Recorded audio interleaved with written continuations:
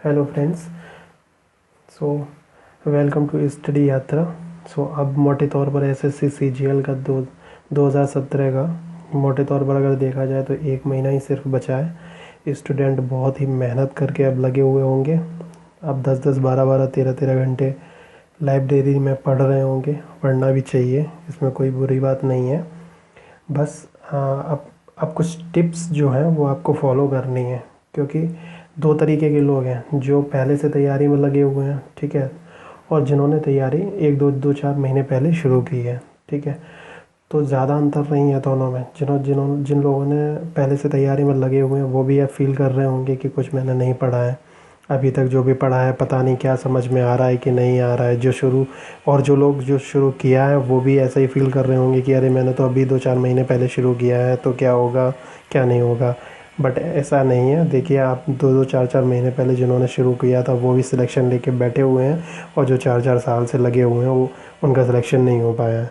तो एक सही स्ट्रेटजी अपनाइए, ठीक है, और एक कंटिन्यूटी बना के रखिए, ठीक है। और आप ये समझ लीजिए, सेलेक्ट होना कोई बड़ी बात नहीं है, कंटिन्यूटी बहुत बड़ी बात है ना। कंटिन्यूटी जो अपना लेता है बस वही निकाल देता है। तो 2-4 टिप्स हैं, उसको फॉलो करना है। ज़्यादा परेशान होने की ज़रूरत नहीं है। विश्वास रखिए अपने ऊपर। विश्वास अगर लूज़ हुआ तो सब कुछ लूज़ हो जाएगा, ठीक है।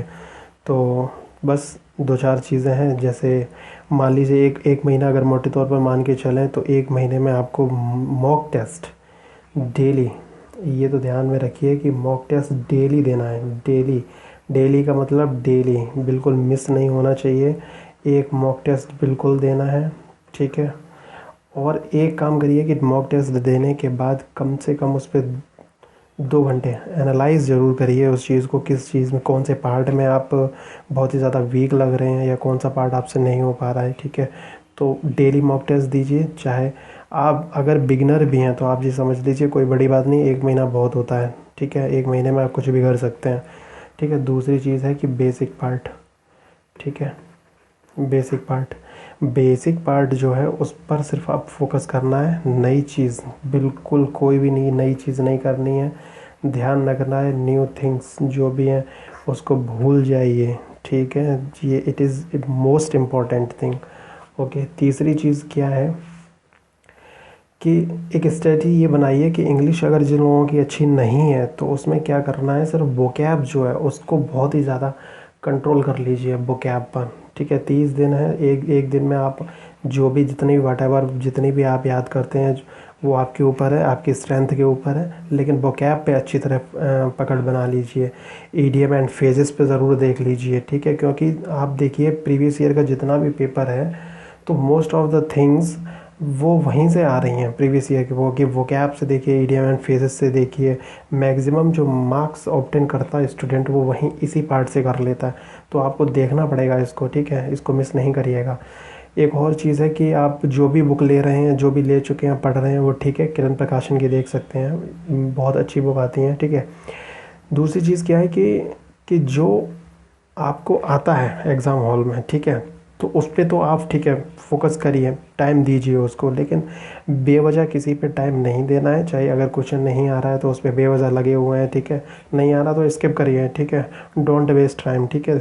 बैठ कर वहाँ पे ये नहीं है कि सोच रहे हैं इसको करके ही रहूँगा, ऐसा नहीं, करके रहूँगा ऐसे तो कोई भी कर सकता है। 5th-6th क्लास स्टैंडर्ड का स्टूडेंट है वो भी कर लेगा।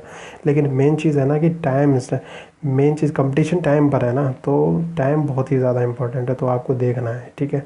तो 2-4 चीज़ें मैंने बताई हैं आपको कि आपको एक तो मॉक टेस्ट डेली डेली करना है, नई चीज़ कोई भी नहीं पढ़नी है, बेसिक पार्ट पे बहुत ज़्यादा फोकस करना है, और एनालाइज ज़रूर करिए। पेपर देने के बाद डेली सुबह दीजिए, या एक काम करिए, जिस टाइम पर पेपर होता है उस टाइम पर डेली दीजिए। बहुत अच्छा लगेगा, क्योंकि दिमाग भी एक तरीके से ये कैप्चर कर लेगा कि इस समय मुझे पढ़ना है, इस समय मुझे एग्ज़ाम देना है, इस समय मेरा दिमाग चलना है, ठीक है। और टाइम से उठिए, टाइम से सोइए, ठीक है। बिल्कुल भी टेंशन मत लीजिए। जो आता है उसको करिए, जो नहीं आता उसको स्किप करिए।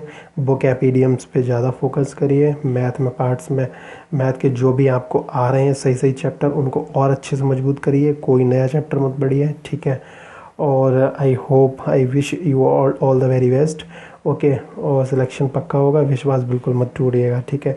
और एक चीज़ और है कि इस SSC CGL 2017 पे जो भी नया टॉपिक्स होगा या कोई भी ट्रिक्स होगी जो भी मुझे समझ में आएगा तो मैं इसे अपडेट कर दूंगा तुरंत स्टडी यात्रा चैनल पे। तो आपका मन हो तो इसको सब्सक्राइब जरूर कर लें, लाइक कर दें, ठीक है। तो thank you, have a nice